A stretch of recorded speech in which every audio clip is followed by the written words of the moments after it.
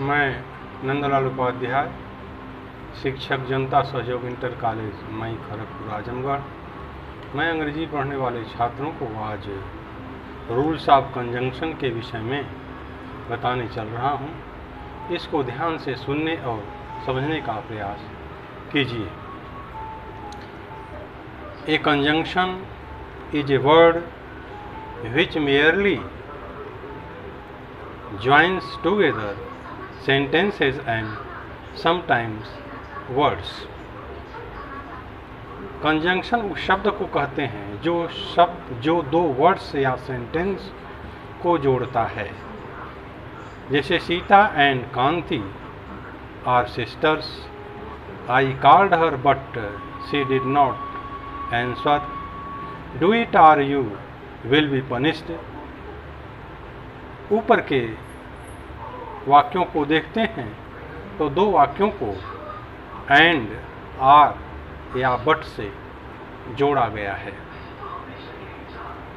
Conjunction दो प्रकार के होते हैं, एक कोऑर्डिनेट कंजंक्शन, दूसरा सबऑर्डिनेट कंजंक्शन। कोऑर्डिनेट कंजंक्शन जो कंजंक्शंस ऐसे दो स्वतंत्र इंडिपेंडेंट उपवाक्यों क्लाजेस को जोड़ते हैं जो अपने अलग अलग दो अर्थ रखते हैं, वह कोऑर्डिनेटिंग कंजंक्शन कहलाते हैं। जैसे he is poor but he is a kind heart, he will ill so he did not come. ऊपर के वाक्यों में बट तथा सो कोऑर्डिनेट कंजंक्शन है। कोऑर्डिनेटिंग कंजंक्शंस चार प्रकार के होते हैं। क्यूमुलेटिव जोड़ बताने वाले, मुख्य शब्द and, as well as, both dash dash and, not only dash dash but also. Sita as well as her sister is poor, he offered them both food and lodging। Alternative choice बताने वाले, जैसे either or, neither नार, ills, otherwise. Either Mohan or his brother has taken your book, he neither came nor sent any message।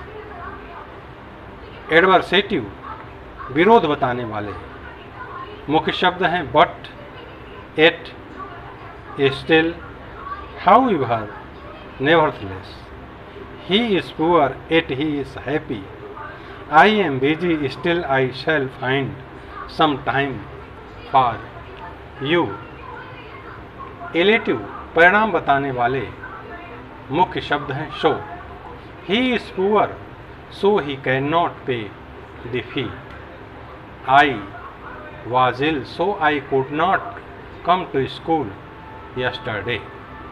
Subordinating conjunction एक दूसरे पर आश्रित रहने वाले उपवाक्यों को जो कंजंक्शन जोड़ते हैं वह सबऑर्डिनेटिंग कंजंक्शन कहलाते हैं। जैसे I can not walk because he is week, I know that God is almighty. ऊपर के वाक्यों में हम देखते हैं सबऑर्डिनेटिंग कंजंक्शन हैं।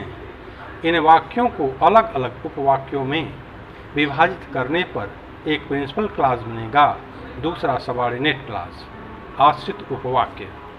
जैसे I can not walk principal clause है, because he is weak subordinate clause है।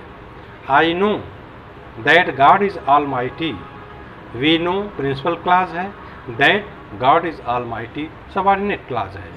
सबऑर्डिनेटिंग कंजंक्शन निम्न बातें दर्शाते हैं, जैसे समय, when, after, as soon as, before, no sooner than, till, until. Place, where और वेरीवर। काज कारण, बिकॉज, एज, सिंस, पर्पज उद्देश्य, दैट सो दैट ताकि, इन ऑर्डर दैट लेस्ट, कंपैरिजन तुलना, as dash dash as, so dash dash as, then, contrast, although, though, even if, however, result। परिणाम, परिणाम बताने वाला clause conjunction that से आरंभ होता है तथा उसके पहले क्लॉज में सो का प्रयोग होता है।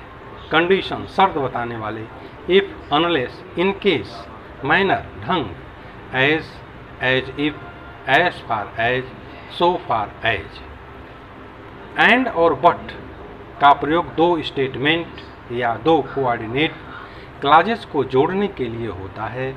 एंड समान शब्दों और क्लॉजेस को एक दूसरे से जोड़ता है, जबकि बट उनमें कंट्रास्ट, विरोध दिखलाता है। जैसे your brother came here and met me, your brother came here but he did not met me. Conjunction both के पश्चात एंड का प्रयोग होता है, न कि एज का। जैसे both Rajni as well as her brother went there. यह गलत है, होना क्या चाहिए both Rajni and her brother went there. क्योंकि बोथ का प्रयोग पॉजिटिव सेंस में होता है, इसका प्रयोग निगेटिव सेंस में नहीं कर सकते। नेगेटिव सेंटेंस बनाने के लिए नाइदर, नार का प्रयोग होता है। जैसे both Rajni and her brother did not go there. Neither correct क्या होगा, neither Rajni nor her brother went there. And और आर, ओ आर का प्रयोग करते समय यह ध्यान रखना चाहिए कि एंड केवल दो वस्तुओं को जोड़ता है, जबकि आर दो वस्तुओं में से केवल एक को बताता है। जैसे आई वांट ए बॉल और a bat, do you want to live in Mumbai और इन चेन्नई। याद रखिए आर का अर्थ या, तथा, नहीं तो भी होता है। दूसरे अर्थ में यह दो कोऑर्डिनेट क्लॉजेस को जोड़ता है, make haste, or you will, be late, or यहाँ नहीं तो। Either or, neither nor, not only but also प्रायः जोड़े में प्रयुक्त होते हैं। जैसे Nehru was not only politician but also a writer. Neither the teacher nor the student were present. Either you or your brother must go there. यहाँ यह जो है जोड़ों में प्रयुक्त हुआ है। दो के साथ एट आता है, बट का प्रयोग नहीं होता। जैसे though he was poor but he was honest, यह सही नहीं है। Though he was poor yet he was honest सही है। दो के पश्चात एट को हटाया जा सकता है। Though he was poor he was honest. No sooner के पश्चात वर्ब का प्रयोग इंट्रोगेटिव सेंटेंस की भांति होता है और उसके बाद देन का प्रयोग होता है। No sooner did he see the lion than he ran away. No sooner he saw लिखना गलत है और दोनों क्लॉजेस के बीच में देन लगाया जाना आवश्यक है। No sooner dash dash than जो ही का प्रयोग केवल भूतकाल में किया जाता है। स्कार्सली या हार्डली मुश्किल से के पश्चात व्हेन आता है, न कि देन आता है। जैसे he had scarcely entered the village than his father died. गलत है, सही है ही हैड स्कार्सली और hardly entered the village when his father died. Hardly he had gone to bed than the thief broke into the house। गलत है, hardly had he gone to bed when the thief broke into the house।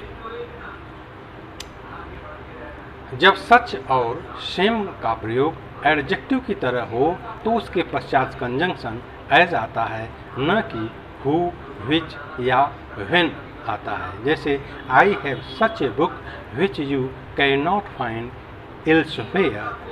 गलत है, सही है I have such a book as you can not find elsewhere. यदि प्रश्नवाचक शब्द जैसे what, how, why, when, where आदि के पूर्व दैट नहीं लगाया जाना चाहिए। जैसे I asked him that why he was late, गलत है। I asked him why he was late. Unless और अनटिल के साथ नॉट का प्रयोग नहीं होना चाहिए, क्योंकि ये दोनों नेगेटिव हैं। अनलेस शर्त या अनटिल समय बताता है। जैसे he can not succeed unless he does not work hard, गलत है। He can not succeed unless he work hard, सही है। Wait here until I do not come, गलत है। Wait here until I come. जहाँ इफ, व्हेन, वेदर दो का प्रयोग हो, वहाँ दैट का प्रयोग नहीं करना चाहिए। जैसे I doubt that he will pass, गलत है। I doubt whether or if he will pass, सही है। I asked Mohan that he would go with him, गलत है। सही क्या है? I asked Mohan if he would go with him. When और इफ के पश्चात देन का प्रयोग नहीं होता है। देन के स्थान पर केवल कामा लगा देते हैं। जैसे when I buy these things then I will give you one of them, गलत है। When I buy these things comma I will give you one of them, सही है। If I go there comma then I will call you, incorrect है। If I go there comma I will call you. Subordinate तथा principal clause दोनों will या shall का प्रयोग नहीं किया जाता। केवल प्रिंसिपल क्लास में विल या शैल का प्रयोग किया जाता है। जैसे when you will come comma I shall go there, गलत है।